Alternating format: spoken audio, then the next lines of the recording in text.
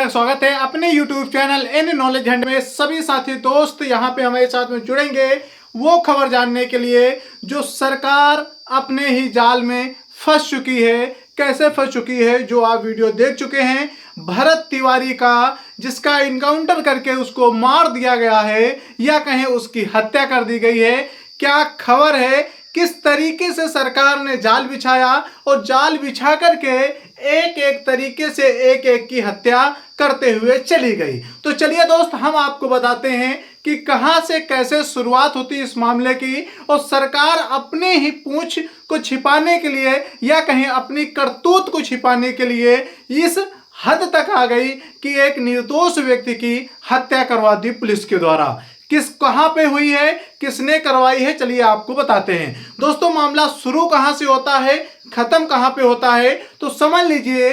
शुरू होता है अभी कहां से, नीट एग्जाम से शुरू होता है। खत्म कहां पे होता है, तो भरत तिवारी के इनकाउंटर या कहीं हत्या पे होता है। पर क्या भरत तिवारी की हत्या तक सीमित है मामला?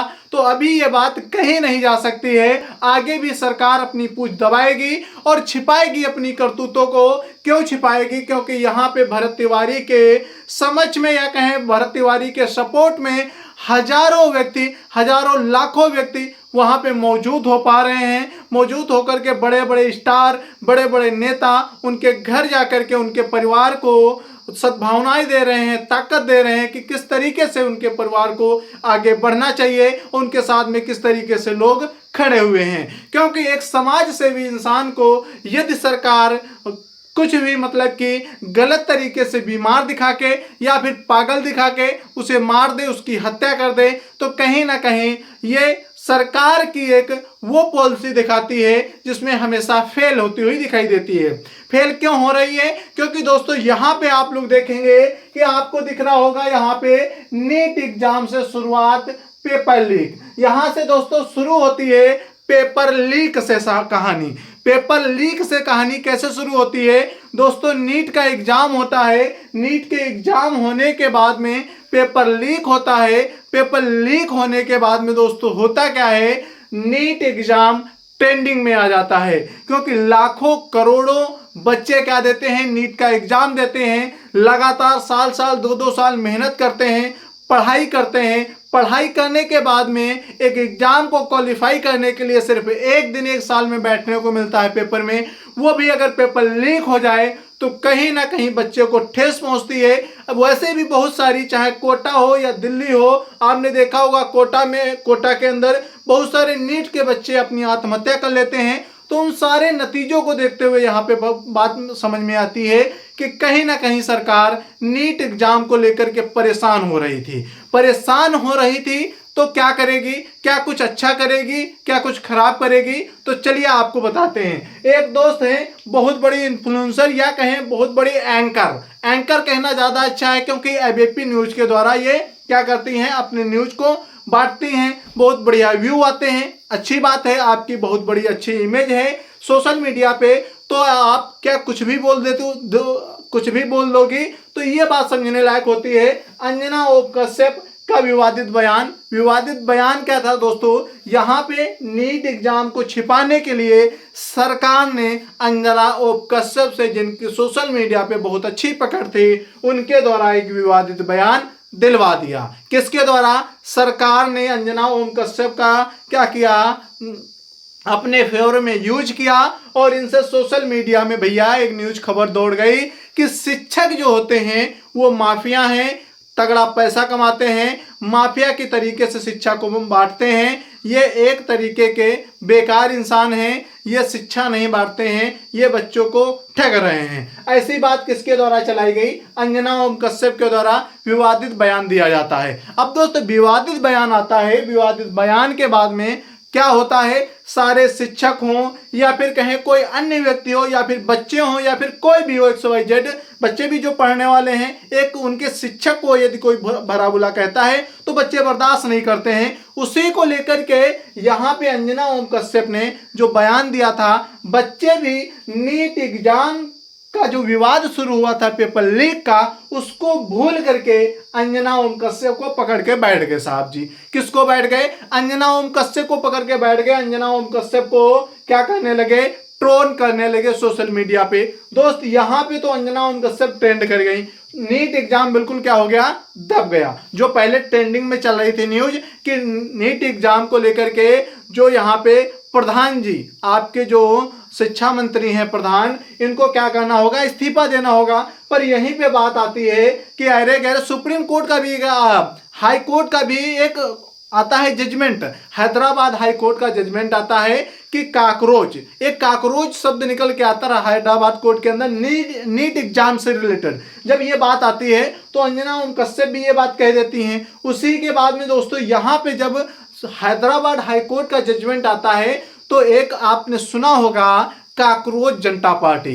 यहाँ पे जैसे ही हैदराबाद हाई कोर्ट ये अपनी खबर छपवाती या कहीं अपना जजमेंट सुनाती है या कहें कि किसी को गलत तरीके से या कहें बच्चों को या कहें स्टूडेंट को, एस्पेरेंट को ऐसे शब्दों का प्रयोग करती है ऐसे बच्चों के लिए, तो वहाँ पे एक व्यक्ति रहते हैं, उनके द्वारा दीपिका के द्वारा काकरोच जनता पार्टी बनाई जाती है, जो कि 4 से 5 दिन के अंदर ही एक भारतीय जनता पार्टी जो बीजेपी है उससे भी ज्यादा उसके फॉलोवर्स हो जाते हैं। तो यहाँ पे चीजें चलती हुई दिखाई देती हैं। अब दोस्तों बात आती है कि नीट एग्जाम खत्म, अभी तक इसका ट्रेंड खत्म नहीं हुआ, इससे आगे ये शुरू हो गया। अब दोस्तों अंजना ओम कश्यप की सबसे ऊपर न्यूज टॉप में टहलने लगी, टॉप में अंजना ओम कश्यप टहलने लगी। अब दोस्तों बात हुई कि इनको दबाने के लिए क्या करना चाहिए। बिहार पुलिस भर्ती विवादित रिजल्ट आ गया। विवादित रिजल्ट क्या आया, इसमें दोस्तों खान सर जो रहे 12,000 बच्चों का दावा करने लगे,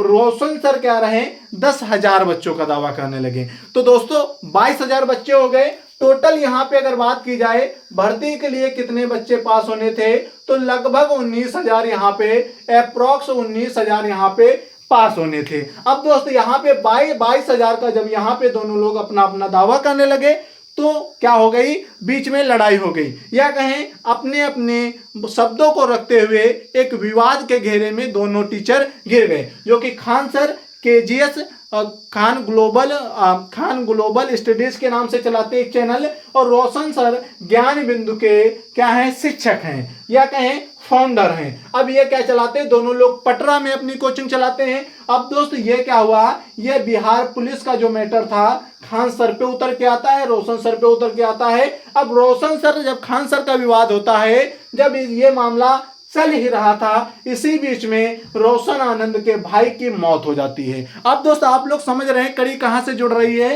कि इसको दबाने के लिए ये भैया अंजना ओम कश्यप को बयान दिलवाया गया।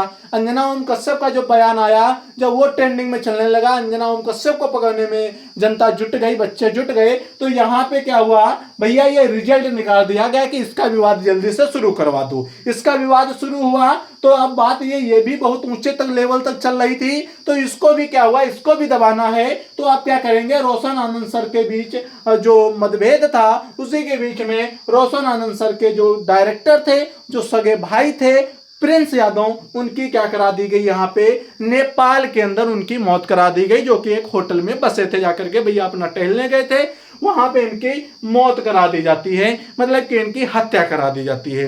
अब दोस्तों आपने समझा कि सारी चीजें एक दूसरे से रिलेट कर रही हैं। बिहार के अंदर जब मामला घुस के आता है तो एक न्यूज ये निकल के आती है भैया खान सर, फिर रोशन आनंद सर के बीच की न्यूज निकल के आती है, जब भैया ये भी तूल पकड़ने लगी, सीबीआई जांच की मांग करने लगी। अब दोस्तों सरकार को फिर लगने लगा अब क्या कराया जाए, तो इधर साहब जी क्या कर रहे थे, भरत तिवारी का सबसे बड़ा केस जो इस समय ट्रेंडिंग में चल रहा है, वो आपको अगर हम बताएं भरत तिवारी के बारे में, तो भरत तिवारी एक कौन से व्यक्ति थे जो एक क्या कर रहे थे, जनता को कहें या फिर कहें एक समाज के लिए, चाहे वो अछूत समाज हो, चाहे जो समाज हो, चाहे वो एससी का हो या फिर कोई अन्य समाज हो, सभी के लिए ये सारी चीजें चल रही थी। पर यहाँ पे अगर बात देखी जाए, भरत तिवारी की हत्या की गई है कि एनकाउंटर किया गया है, तो आप लोगों को अगर बताएं तो इसमें हमारी तरफ से यही एक चीज आती है कि भरत तिवारी को भावपूर्ण श्रद्धांजलि है,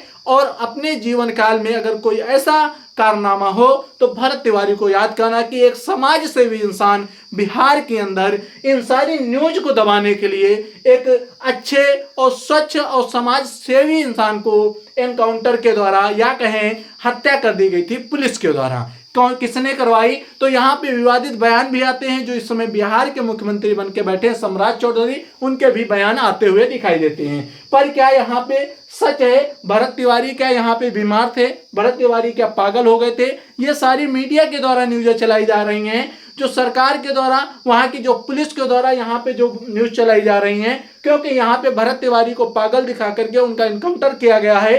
पर यहाँ पर क्या कहां तक सच्चाई है वो आप शुरुआत में ही वीडियो में देख चुके हैं, क्योंकि भरत तिवारी